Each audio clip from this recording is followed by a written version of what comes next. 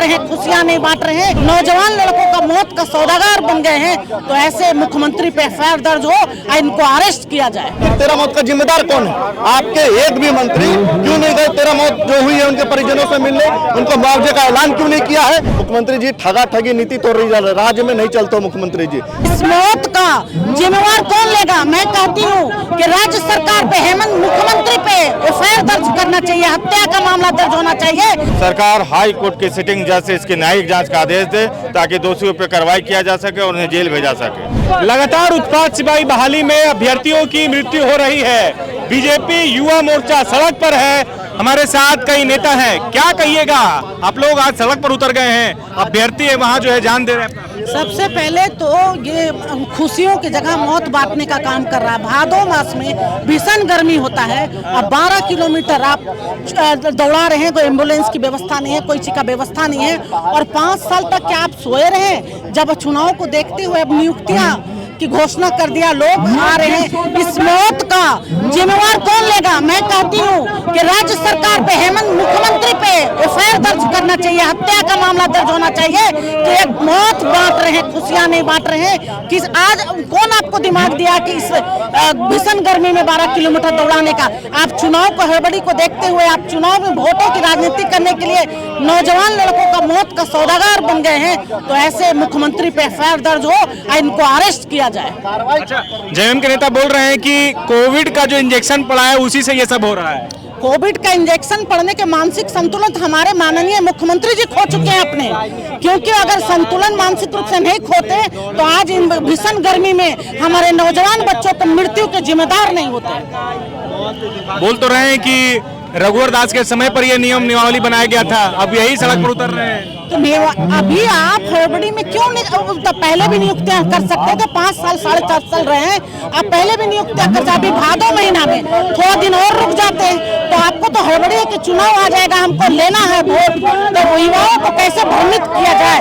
तो आप यहाँ के झारखंड की युवा कमर कस चुकी है, आपके भ्रम में नहीं पड़ने वाली है और आपको फाड़ के फेंकने के लिए ये कमर कस चुकी है युवा, और झारखंड की आपको फाड़ फेंकेंगे। और क्या कदम उठा रहे हैं आप लोग जो अभ्यर्थी वाकई जो ये सीरियस कंडीशन में आप लोग क्या कर रहे हैं? देखिए, उन लोगों के लिए हमारे पार्टी के जितने भी हैं ऊपर से नीचे बड़े नेता सब लगे हुए चिंतित हैं, उनके परिवार से भी जाके हम लोग बहुत सहानुभूति रखते हैं और जाके मिल भी रहे हैं, और हम मांग करते हैं कि तुरंत यहाँ राष्ट्रपति शासन लगाया जाए, क्योंकि ये बहुत खराब स्थिति है। क्या लगता है 500 पद के लिए 5 लाख बच्चों ने आवेदन किया है? ये आप समझ सकते हैं कि बेरोजगारी कितना चरम सीमा तक पहुंच गया। अगर 5 साल ये लगातार अगर नियुक्तियां निकालते तो ये स्थिति नहीं होता।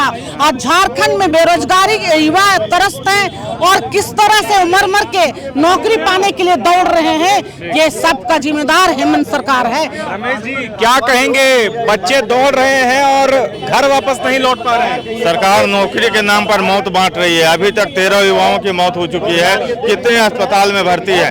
देश के इतिहास में पहली भर्ती है जिसमें दौड़ शामिल है, इतनी बड़ी संख्या में मौतें हुई है। सेना की दौड़ जटिल दौड़ होता है, झारखंड पुलिस का दौड़ हो, उत्पाद सिपाही के दौर में इस तरह की मौतें झारखंड सरकार की मंशा, उनकी व्यवस्था को विफलता को बताती है।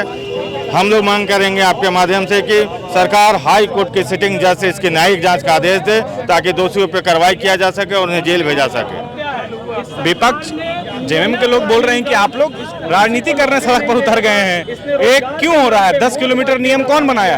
रघुवर दास के टाइम पे बनाया गया था। आखिर इस मौत का जिम्मेदार कौन है? ये जो आप तस्वीर देखेंगे, कोई युवक पूरे प्रदेश में बहाली के नाम पर जिस प्रकार से बदहाली की व्यवस्था है पूरे प्रदेश में, उत्पाद सिपाही में जिस प्रकार से मेडिकल फैसिलिटीज की क्या व्यवस्था, आप जब जाएंगे पलामू, जब आप गिरिडीह जाएंगे, जब आप मुसाबनी जाएंगे तो देखेंगे कि किस प्रकार से फर्श पर पूरे प्रदेश के युवा जो दौड़ रहे हैं, जो कैजुअलिटी हो रही है उसको फर्श पर लिटा दिया जाता है। पूरे प्रदेश में इनके पास कोई मेडिकल फैसिलिटीज की व्यवस्था नहीं है, और बहाली के नाम पर चूंकि चुनाव नजदीक है इसलिए पूरे प्रदेश के लाखों युवाओं को ये लोग दौड़ाने का सड़क पर काम कर रहे हैं, उनकी जान लेने का काम कर रहे हैं। आखिर उस 13 युवा का मौत का जिम्मेदार कौन है? उनके परिजनों को मुआवजा कब मिलेगा? सरकार उनकी कब सुध लेने वाला, उनके परिवार से कब मिलने जा रहा है? सरकार को इसका जवाब देना चाहिए। और जो 13 मौत के पीछे जो जिम्मेदार व्यक्ति हैं, जो प्रशासनिक पदाधिकारी हैं, उन पर भी कानूनन कार्रवाई कब हो रहा है, सरकार को इसका जवाब हिसाब किताब देना पड़ेगा, अन्यथा पूरे प्रदेश के युवा इस चीजों को लेकर सड़क पर उतरेंगे और सरकार का विरोध करेंगे।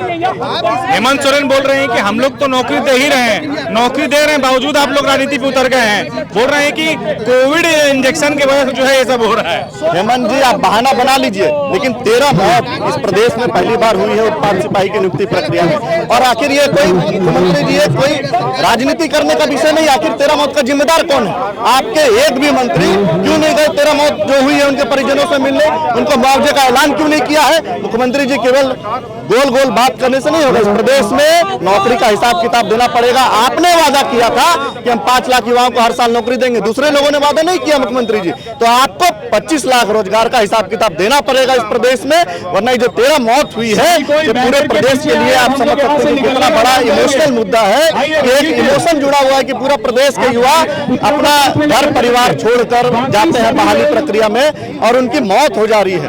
और इसका जवाब सरकार के पास नहीं है। सरकार एक गोलमोल जवाब क्या दे रही है कि कोविड की वजह से, और सरकार को इसकी पूरी जांच करनी चाहिए और जो दोषी व्यक्ति हैं उन पर कार्रवाई करनी चाहिए। वो मुआवजे की भी मांग कर रहे हैं, बोल रहे हैं कि हर्जाना भरना पड़ेगा। देखिए, बिल्कुल 13 जो मौत हुई है इस प्रदेश के झारखंडी युवाओं की मौत हुई है, और झारखंडी युवाओं को मुख्यमंत्री जी ठगा ठगी नीति तो राज्य में नहीं चलते। मुख्यमंत्री जी जिस प्रकार से आपने पहले दिन से ही ठान लिया है इस प्रदेश के युवाओं को आप ठगने का काम करेंगे, लेकिन इस प्रदेश का युवा ठगाने वाला नहीं है। आपको 13 जो मौत हुई है उसका हिसाब किताब देना पड़ेगा। अभी नामकुम में थोड़ी देर पहले आज दिन में ही विकास लिंडा नाम के युवक की मौत हुई है। आखिर इसका जवाब कौन देगा? मुख्यमंत्री जी आपको सामने आना पड़ेगा और आपको जवाब देना पड़ेगा। आपको स्वास्थ्य की व्यवस्था इस प्रदेश में ठीक करनी पड़ेगी।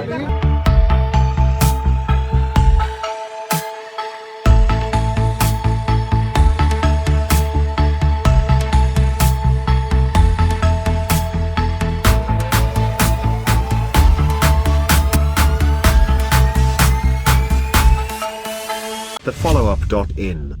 Like, share, and subscribe. www.thefollowup.in